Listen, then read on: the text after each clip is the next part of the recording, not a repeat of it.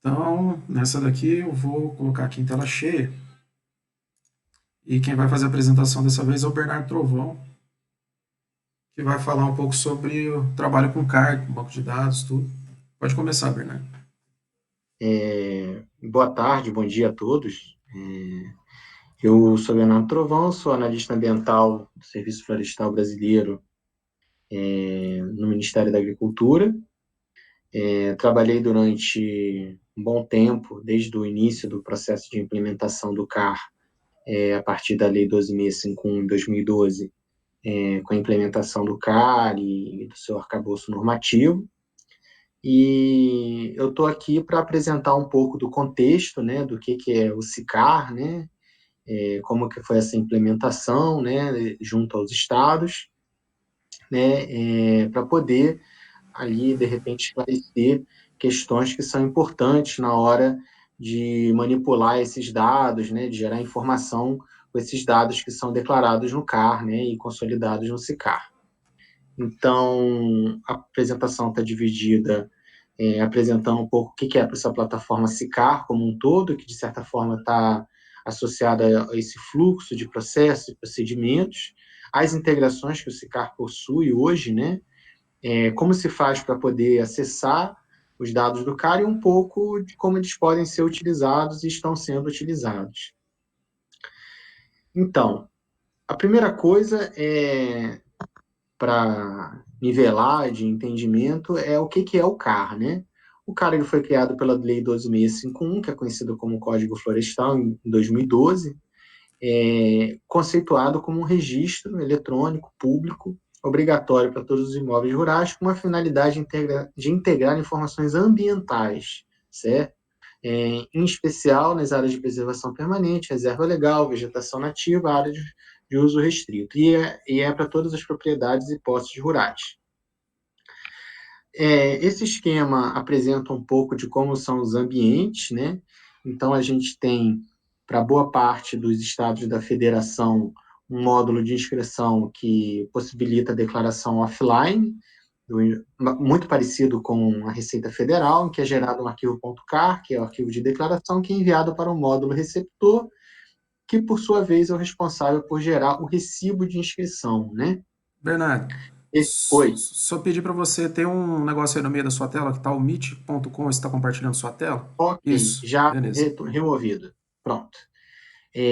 Então, esse módulo receptor ele recebe tanto as declarações do CAR, né, dos polígonos, dados de documentação, nesse arquivo .car, como nos arquivos da regularização ambiental, que seriam os .pra. Ele também tem um ambiente que é restrito, pelo qual os estados eles podem efetuar análises, né, monitorar e extrair relatórios, né, do andamento da declaração dentro dos seus respectivos estados, e também temos a central do proprietário possuidor, que é o ambiente pelo qual o proprietário ou possuidor, né, faz a retificação, né, atende notificações, né, e fornece informações complementares para o CAR, para o processo dele de análise do CAR, né? E também temos um acesso público, onde tem alguns relatórios públicos, né, de andamento da inscrição do CAR, por município, por estado. Temos um módulo de consulta pública, o qual permite acessar o demonstrativo do associado ao CAR, né, que indica se ele já está analisado, não está analisado, e também os dados de polígonos declarados aí por município, ou então por CAR. Então, o primeiro passo, né, de declaração é efetuar o download, né, do módulo de cadastro, efetiva-se a declaração, o preenchimento e a geração do arquivo .car, que é enviado, e é gerado, então, o recibo de inscrição, que é o que comprova a inscrição no CAR.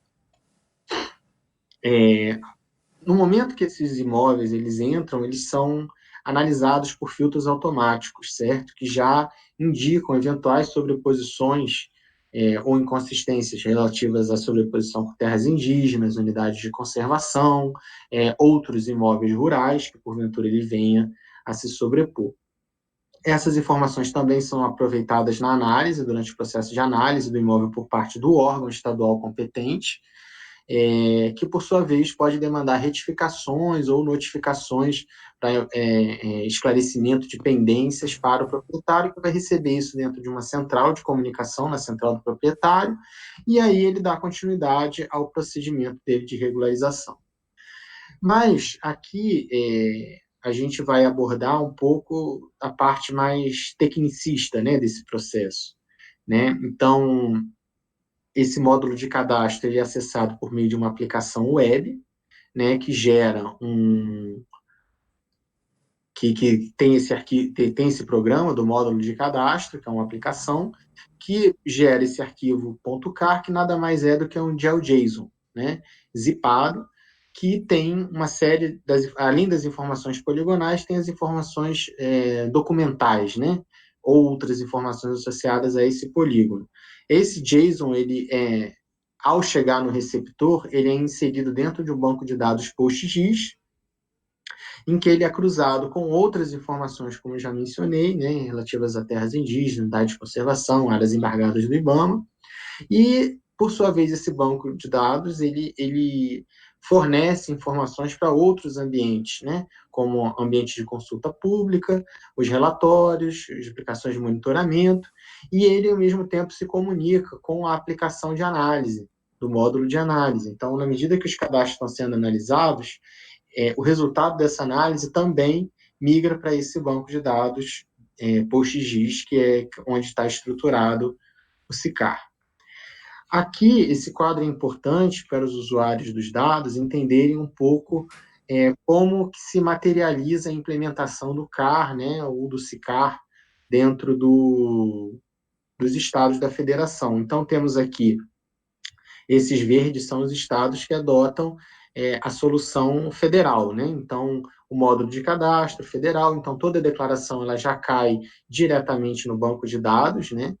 E é cruzado por meio do SICAR. Todo o processo de análise e regularização do imóvel acontece por dentro da plataforma federal. Alguns estados em azul, como Acre, o Rio Grande do Sul, Pará e Rondônia, têm uma versão do sistema federal customizada. Isso é importante de saber porque algumas declarações elas caem diretamente nesse sistema estadual. Então, elas caem no sistema estadual, depois elas são migradas para a base de dados federal, por meio de um serviço de integração. Isso ocorre em torno de 24 em 24 horas. Então, não é imediato como uma declaração de um estado que tem a plataforma federal, que você declarou, enviou o ponto .car e na mesma hora você já tem acesso ao número do recibo. E temos outros bancos, estados como Mato Grosso do Sul e Bahia, que têm banco de dados, um sistema próprio, com banco de dados próprio, mais uma também de 24 em 24 horas, mas uma grande diferença é que a maneira como foi estruturada a mecânica de declaração, as regras topológicas, elas podem ser um pouco diferentes, né? Então, por exemplo, na Bahia, há um certo tempo, não havia a informação associada ao ponto da nascente, né? E sim ao perímetro da APP da nascente, né? Então, essas são pequenas diferenças, né, entre a implementação do CAR dentre as unidades da federação, que pode levar a algum tipo de divergência, né, ou diferença no tipo de informação que está constando dentro do SICAR. Aqui mostra um pouco como é que é a evolução, e essa evolução ela se reflete na própria base de dados, né? Então, você tinha até 2014, por exemplo, um estado como o Pará, que utiliza sistema próprio e não integrado, para uma situação onde ele agora utiliza o SICAR, né, customizado, mas utiliza a solução SICAR, estando perfeitamente integrado. E temos outros estados aqui com integrações por via de sistemas próprios, né? Ô, Bernardo, No Mato Grosso foi. o CAR ele iniciou em 2012, né? O CAR foi criado legalmente em 2012. No entanto, a implementação do ponto de vista de sistema prático para receber declarações ocorreu em 2014, em maio de 2014, para ser mais específico. Então, a situação, quando a gente coloca em 2014, é no início da implementação do CAR. Então, a gente pode observar aí que nesse período de 2014 a 2019 houve uma evolução enorme, né? Então, pode-se dizer que todos os estados estão integrados ao SICAR, certo? Uhum.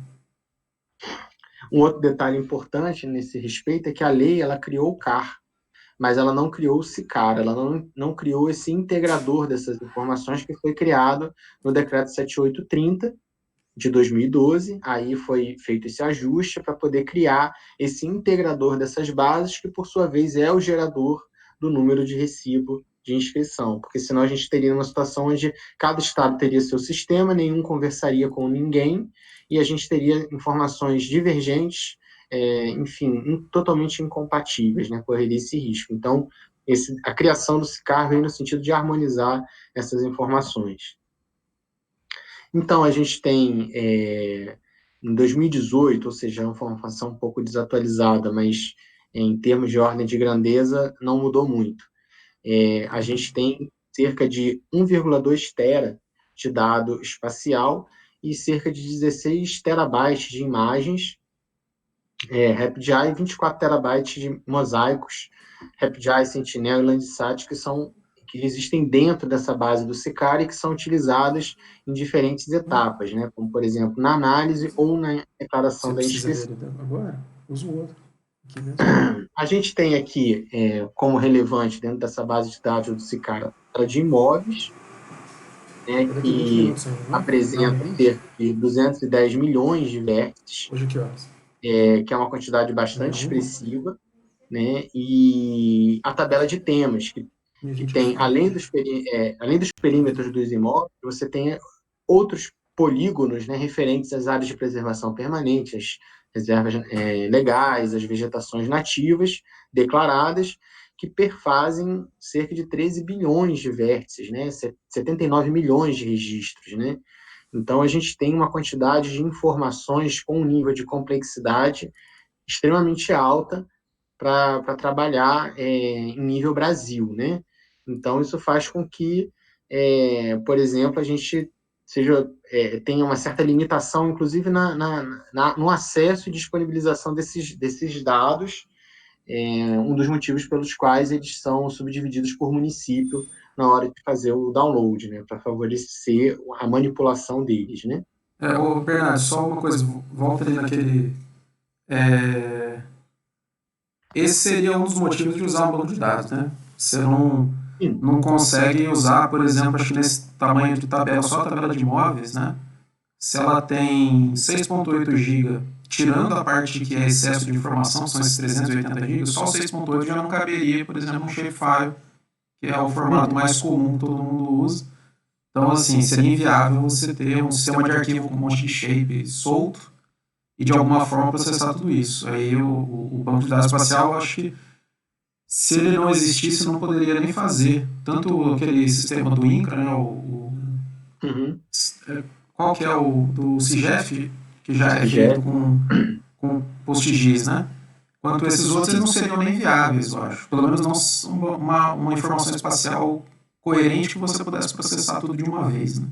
Já ter que É, ficar armazenando igual Esse, esse, fotografia. esse é um dos grandes diferenciais do banco de dados do SICAR, né? Que ele já nasceu como um banco de dados geoespacial, né? A gente vê, na verdade, muitos órgãos, né, que têm esse tipo de informação, na verdade, penando porque eles estruturaram a solução pensando num banco de dados convencional, né? E depois criaram um banco de dados espacial ou uma base de dados espacial e tentam conciliar essas duas coisas. E essa conciliação, muitas vezes, ela não consegue ocorrer da forma apropriada, né? Você não consegue casar as informações do banco não espacial com as informações das bases de dados espaciais, né? Então, quando você cria um sistema que já é concebido integralmente como espacial, você ganha tanto em performance, né, como em até flexibilidade operacional, né, e confiabilidade, com certeza. Tá. Aqui a gente tem algumas informações relativas ao andamento até da análise, né, e da retificação, né? Então a gente tem em 2009, né, tínhamos cerca de 6,2 milhões de registros, né? 6,2, 6,3. Né? Desses, 4,9 estavam ativos, 161 pendentes, 161 mil pendentes, houveram 1 milhão de retificações e 24 mil cancelados. Isso mostra como a base ela é dinâmica e ela é dinâmica não só por Ó, parte dos usuários, dos proprietários, tá. possuidores, né, Eu que entro ficam aqui só declarando e rapidão. retificando, mas também é dinâmica por conta das análises, né? Então a gente tem aí, tinha até 2019, 24 mil imóveis cancelados, né? Então isso mostra realmente que é uma base muito dinâmica e que a integração ela está ocorrendo, né? Na medida que a gente vem recebendo é, essas informações, esses cancelamentos ocorrem junto aos estados, né? Então, quando é o estado que cancela, não é o governo federal que cancela, isso também é outra informação muito importante. Então, esses cancelamentos são provenientes de ações dos estados, certo? Uma outra coisa importante de colocar é a integração que existe, né, em tempo real com o Banco Central, em que é checado o número do recibo que é informado nas operações de crédito com a situação dele na base do SICAR. Então, não são liberados créditos, né, a operação é bloqueada se o imóvel tiver sido cancelado. Né? Então, essa é uma informação também muito importante.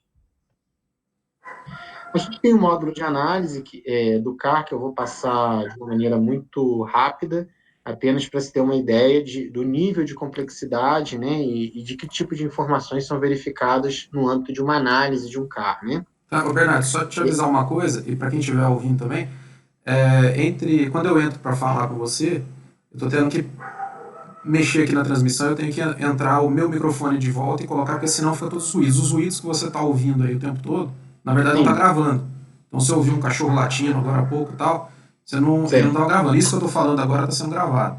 Aí depois eu tiro o microfone de novo, então o que você ouve aqui não é tudo que está indo. Quando eu entro para poder te perguntar alguma Ok. coisa e tal, que eu gravo, tá? Importante E, essa informação.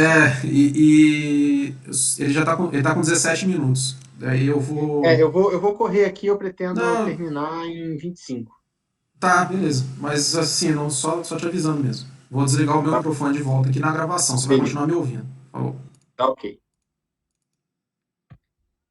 Bom, o módulo de análise, né, é uma ferramenta desenvolvida, né, pelo poder público por meio da uma parceria da Universidade Federal de Lavras com o Serviço Florestal Brasileiro, em que os imóveis eles são checados em relação à duplicidade de CPFs dentro da base do SICAR, né, e isso é uma informação que aparece de modo automatizado para o técnico utilizando essa ferramenta. É verificada a informação de áreas, né, declaradas de forma tabular, né, que constantes em documento com a área que de fato foi vetorizada. Checada sobreposições com outros imóveis rurais, terras indígenas, unidades de conservação, assentamentos e áreas embargadas, né? Então, identifica-se quando há divergências acima dos limites ou abaixo. O conceito de imóvel rural, então, caso o imóvel tenha sido declarado seja pertencente ao mesmo proprietário, três imóveis conjuntos, né, sejam pertencentes ao mesmo CPF, CNPJ, eles deveriam ter sido declarados como um único imóvel rural, não como três, né? Então, de acordo com a Instrução Normativa número 2 de 2014 do Ministério do Meio Ambiente, que é o que regula o processo, né, que estabelece regras gerais para análise dos imóveis. Temos a cobertura do solo, que é usado como uma base de referência de cobertura do solo, a regularidade das áreas de preservação permanente, e, por fim, a reserva legal em relação aos percentuais estabelecidos na lei. Integrações com o SICAR, a gente tem hoje as áreas embargadas do IBAMA, que ocorrem via GeoServer, unidade de conservação do constante no Cadastro Nacional de Unidade de Conservação, que é feito por meio do acesso ao I3GEL. Temos as terras indígenas da FUNAI, né, que são feitas por meio do acesso a esse shape, os assentamentos, que são enviados pelo INCRA, os quilombos, que também são enviados pelo INCRA, e temos alguns sistemas que o SICAR provê informações de modo automatizado. Né, no caso, o SICOR, né, que é o Banco Central, do Brasil, né, como mencionei, que faz as operações de crédito. O Sinaflor do IBAMA, que é o sistema de licenciamento das atividades florestais. Então, para eu solicitar uma supressão de vegetação, eu tenho que ter meu CAR, e essa informação do CAR ela já está integrada hoje com o Sinaflor. E o Ministério Público Federal, que também consome informações, né, para checagem no âmbito dos seus processos. Aí, nesse caso, volta ali Aí você vai falar do Olinda depois, né? Mas aí o GeoServer e o I3Geo são coisas parecidas, né? É serviço Sim, geoespacial. O Shapefile é um arquivo direto, né? E o do Banco Central é por uma aplicação que eles desenvolveram, né? Que você vai explicar depois. Esse do sim. IBAMA via View é direto pelo banco de dados, certo? Certo. Esse View é Então, o... essa colocação que você fez é importante para deixar claro que não existe uma linguagem única e uniforme para o intercâmbio dessas informações entre os órgãos estaduais ainda, né? Mas se pretende chegar lá. Então, fazer essa análise integrada e integrar todas essas bases de dados é uma tarefa não muito fácil, né? E cheia de percalços aí. Então, como mencionado, tem essa plataforma do Olinda, né, que é uma plataforma que é um gestor de serviços, né, vamos dizer assim, né, que possibilita essa integração em tempo real do banco de dados do SICAR com o SICOR, né, que possibilita essa checagem em tempo real do número do recibo e a situação associada a esse recibo, né?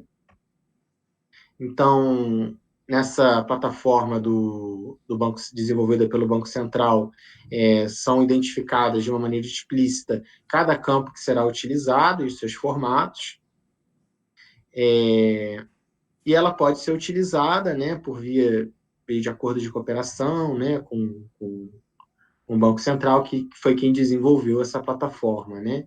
E a gente, o Serviço Florestal Brasileiro, né, enfim, outros órgãos estão tentando ver a possibilidade de usar esse Olinda para dados espaciais, né, que a princípio ele não teria sido concebido para trabalhar com dados geoespacial, mas estamos tentando ver se essa plataforma consegue atender bem essa demanda. Os acessos aos dados do CAR são por meio do boletim, que é publicado nesse endereço, na página do Serviço Florestal Brasileiro. Aí são dados consolidados por estado. Tem alguns boletins especiais que foram produzidos, né, apresentando mapas e informações um pouco mais detalhadas. Temos o módulo de relatórios do CAR, que é atualizado de modo automatizado, né? Então, não é uma informação 100% consolidada, ainda precisa ser avaliado, né, caso a caso. Temos o mapa interativo do Serviço Florestal Brasileiro, né, fornecido via WFS, WMS. Temos um serviço de consulta pública que é utilizado para poder acessar os dados de CAR, né, declarado por município. E temos alguns ambientes de acesso restrito, né, conforme mencionado, a VIL, né, para o IBAMA, um módulo de monitoramento, que é acessado pelos órgãos públicos, estaduais ou federais competentes, e o Olinda, que é o que é utilizado para a integração com o Banco Central e o Ministério Público. Dentro desse módulo de monitoramento, e aqui a gente tem um pouco da ideia de como esse processo ele se desenrola, né? A gente tem a possibilidade de buscar por tipo de imóvel, a situação do imóvel e a condição do imóvel, bem como a condição da adesão ao programa de regularização ambiental. Então, a gente observa que as análises elas são multicritério, né? Mesmo quando a gente vai colocar dentro do limite do imóvel, né, você tem que sempre levar em conta que existem três Eu tipos de vou, daqui 5 imóvel: minutos eu imóvel vou pra você. rural comum particular, o território de povos e comunidades tradicionais e os imóveis de assentamento de reforma agrária. Cada um deles pode estar numa situação ativo pendente cancelado e uma condição, né, que varia de aguardando análise, em análise para cancelado, analisado sem pendência ou analisado com alguma pendência. No caso, aqueles imóveis analisados sem pendência poderiam se considerar que seriam aqueles imóveis aprovados, né? E aqueles imóveis analisados aguardando regularização ambiental foram aqueles imóveis que pode-se dizer que, apesar de todas as informações estarem declaradas corretamente, foi identificado uma necessidade de regularização passiva ambiental, né? E o analisado sem pendência seria aquele que, além das informações estarem declaradas corretamente, condizentes com a realidade, ele não apresenta nenhuma necessidade de regularização E, ambiental. Bernardo, todas essas consultas, elas são, esse buscar imóveis, ele está buscando nos campos das tabelas do banco de dados direto, né?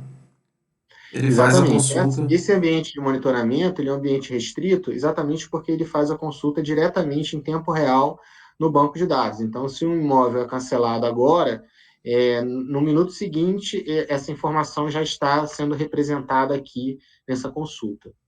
Então, isso é uma informação importante até para entender um pouco por que existe uma certa restrição a esse acesso, já que não é uma coisa tão trivial, não é um banco leve ou um banco em que mesmo as consultas mais simples não gerem algum custo, né, de processamento, né, e trabalho. Mas com certeza, se não fosse um banco de dados geoespacial, essas consultas em tempo real com certeza ficariam ou inviabilizadas ou muito mais difíceis de rolar. Nesse De caso, tem também os nomes das pessoas, os CPFs, que são dados pessoais que não pode ser informado, né? Aí, Exatamente. Então, para além da questão do acesso em tempo real, ainda tem a questão do acesso aos dados considerados pessoais, sigilosos ou restritos, né? Então, tem esses dois pontos que explicam por que esse tipo de acesso ele é restrito e não indiscriminado, né? sim. E dentro desse ambiente também tem uma parte que é possível fazer o download aí por estado, né?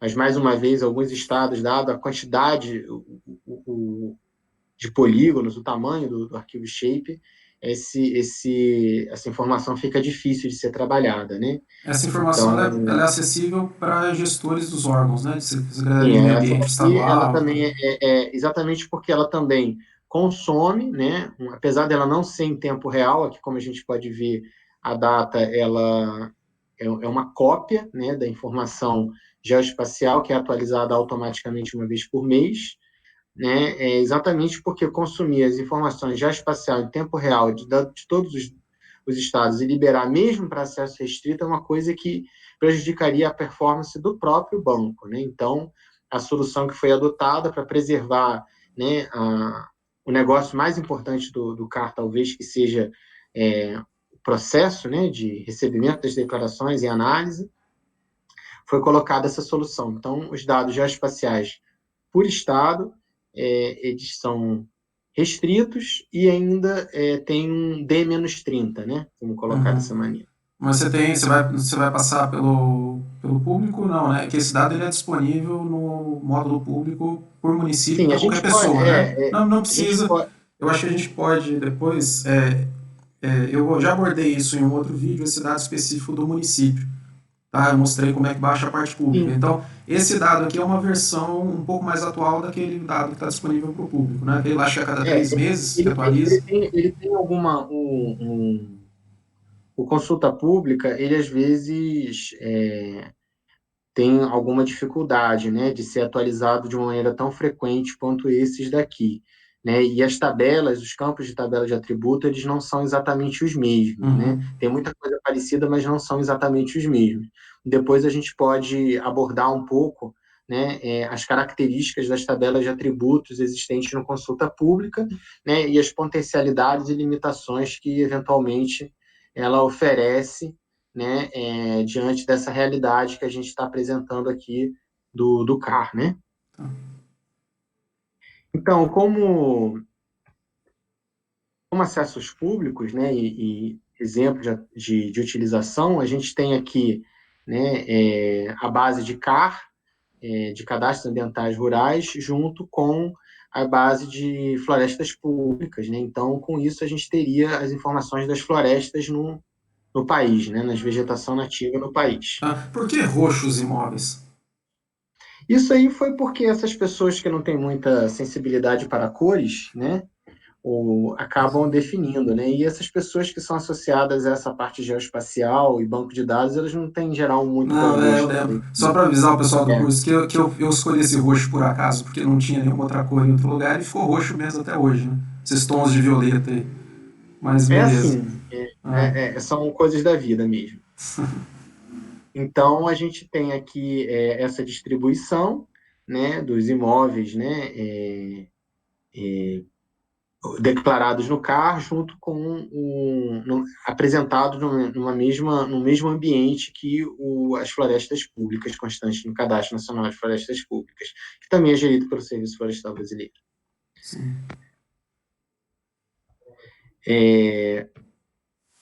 Aqui temos o ambiente do GeoServer, do Serviço Florestal Brasileiro, que contém várias informações que são interessantes, como as do Cadastro Nacional de Florestas Públicas e algumas informações consolidadas do CAR, né? Então, aqui a gente pode ver, nesse ambiente, né, todas essas informações conjugadas, né, tanto em relação aos perímetros, como em relação às feições dos imóveis, né? Acho que Então, talvez eu vá aqui, fazer depois um videozinho de uns 5 10 minutos explicando esse mapa interativo que acho que pode ser legal. Eu já mostrei algumas coisas dos serviços. WMS, WFS, eu já mostrei aqui do CAR mesmo, do Serviço Florestal. Eu vou ver se sim, eu depois faço um desse daí também, que acho que pode ser legal. vai ser legal, com certeza. Ver tudo junto de uma maneira fácil, prática, né, sem ter que ficar É. usando nenhuma aplicação, é interessante. Dá uma boa análise de paisagem, né? Então, temos aqui as diversas informações declaradas no CAR e, a, e os cadastros nacionais de florestas públicas concomitantes. Então, como é que isso funciona? Eu acho que, cara, acho que isso aqui já pode encerrar ali. Eu acho que a gente pode deixar esse para um próximo, ou eu Não, depois aprofundo se as pessoas acharem necessidade, tá? Eu vou manter eu acho essa que parte esses que a gente dois está aqui a gente conversando. pode. Será que a gente continua aqui nesses dois aqui? Ó, aí eu penso em terminar nesses dois aqui. Eu acho que tudo bem. A gente pode Talvez parar nesse aqui. daqui, Você... ó. Talvez nesse daqui. Porque esse aqui já é esse indireto e tal, já é o que a gente está abordando no treinamento. O Aham. CSV, eu baixei do CBBR com o CSV.